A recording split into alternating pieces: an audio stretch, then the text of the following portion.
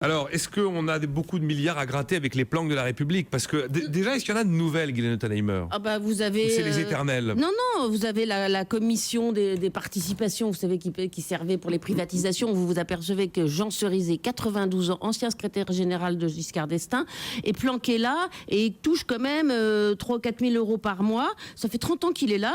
Ce zinzin ne sert plus du tout à rien. C'est comme l'agence des participations de l'État? Non, non, ça s'appelle la commission des participations et des transferts. Ah oui, bon, et vous apercevez, nous on n'a pas, il y a des dizaines et des dizaines et des dizaines de zinzins. On en a pris juste 3 ou 4 pour les décortiquer et montrer comment ça fonctionne. Alors chaque fois c'est 3 000 euros que vous pouvez additionner à un mandat de maire, à un mandat de président de conseil général. C'est simplement des petits cadeaux aux petits amis. Et puis on se dit bon bah Monsieur Cerizet, il a servi l'État pendant certains d'État, il est anobli, donc il doit avoir une rente. Et on fait la même chose avec les présidents de la République. Il n'y a pas un pays au monde où les anciens présidents de la République à vie ont un train de vie qui coûte aux contribuables 1,5 million à 2 millions. Alors avec 10 collaborateurs, 350 mètres carrés de bureaux, etc., dont ils n'ont pas forcément besoin. On voit maintenant, je vois pas pourquoi Giscard, Chirac ont besoin d'autant de moyens.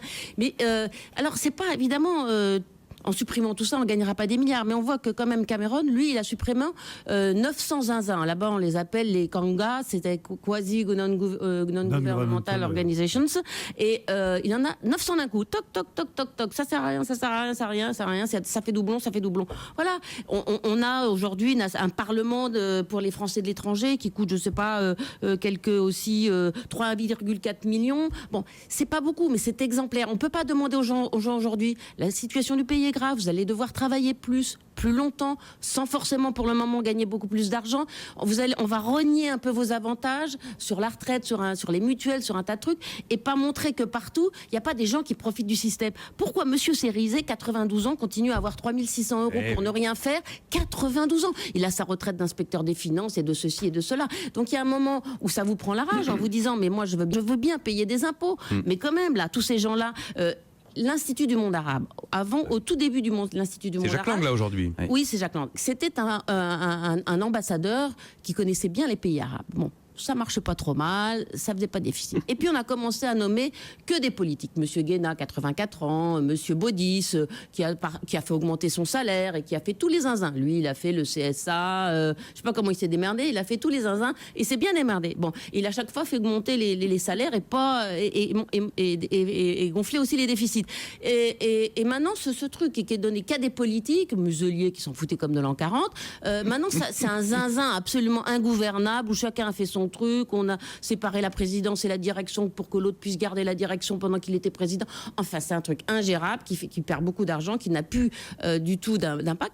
Et moi, je connais un jeune fonctionnaire du Quai d'Orsay qui parle très bien arabe, qui connaît bien les pays arabes, qui a commencé à postuler pour prendre le poste. Il avait plein d'idées. On lui a dit non, surtout laisse la place, c'est pour Ségolène. Non, Ségolène, elle trouvait que c'était un placard doré. Ah bon, on va se débarrasser de Jacques Lang. Non, on peut pas faire ça quand on demande des efforts. Et pourtant, les électeurs s'en étaient débarrassés de Jacques Lang. Mais j'adore ce portrait de Guylaine, c'est un vrai... c'est excellent. Et alors, du coup, Jacques Lang, c'est 10 000 euros net par mois, l'Institut du monde arabe. 10 000 net. Oui, bah, plus vous voyagez avec le président de la République dans les pays arabes, plus vous recevez tous les monarques. Il faut savoir couper. Allez, moi, je vais vous dire, il faut savoir couper, il faut savoir s'arrêter. Ces hommes politiques là, qui ont déjà un cumul incroyable des mandats. J'espère que là, pour le coup, Hollande va faire quelque chose. Qui en plus ont des retraites, parce que vous parlez, Guylaine, des salaires, mais tous ces gens-là ont des retraites incroyables pendant des années et des années. Donc on les paye jusqu'à leur mort. Et moi, je dis, prenez exemple sur Benoît XVI. Voilà, Benoît XVI. Je trouve ça formidable d'arriver à dire, quand on est pape, franchement, alors lui, pour le coup, il était élu à vie.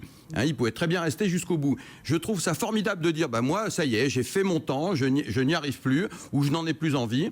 Et en tout cas, peut-être que je ne sers pas suffisamment mon poste, et il s'en va. Eh bien, voilà un exemple pour tous ces gens qui devraient partir une fois qu'ils ont fait leur boulot, si tant est qu'ils aient fait leur boulot correctement. Comment on fait en Angleterre pour nommer à ce genre de poste? On dit que, bon voilà, la présidence de Lima va se libérer. Qui veut venir? Alors vous dites qui vous êtes, un peu comme pour entrer dans les universités américaines, vous dites qui vous êtes, vous dites pourquoi ça vous intéresse et quel serait votre plan d'action. Et puis après, il y a une espèce de jury où il y a l'État, actionnaire, les syndicats, les prestataires, enfin, ou je sais pas, les musées nationaux, enfin, il y a une espèce de jury qui décide, c'est cette personne qui est la plus intelligente pour remonter l'Institut du monde arabe aujourd'hui, c'est peut-être pas le même profil 5 ans plus tard.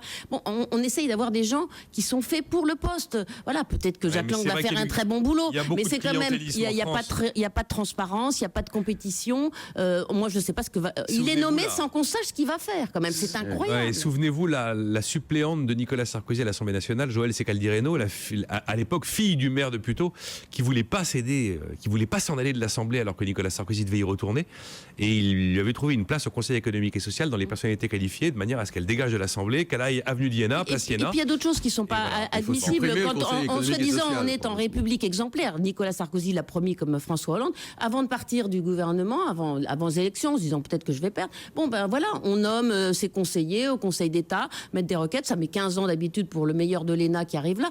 Bon, c'est pas possible, les autres ils ont bossé, ils ont choisi une carrière, et il y a quelqu'un, il est littéraire, il est agrégé de je sais pas quoi. Ah, on va le mettre des requêtes au Conseil d'État. C'est quand même, c'est une monarchie républicaine, on n'arrive pas à s'en défaire.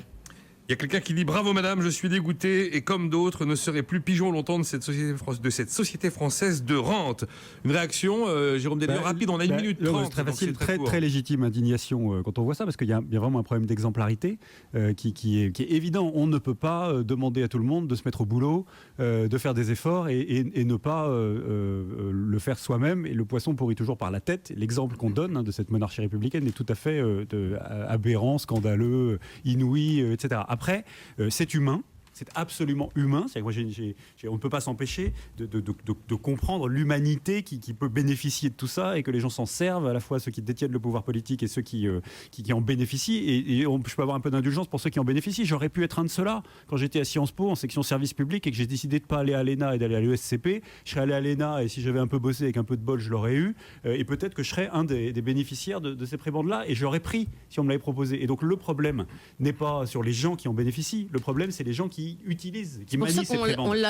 On l'a intitulé les planques et pas les planqués. Et ça en revoit, exactement. Et donc le titre est assez finement vu. Ça renvoie à la responsabilité du politique vis-à-vis de la nation. Voilà. Et donc ça, tant qu'on n'aura pas des gens courageux qui accepteront peut-être de faire qu'un mandat et de partir dans l'opprobre général, mais en ayant fait le boulot, eh ben, on n'arrivera pas à réformer notre pays.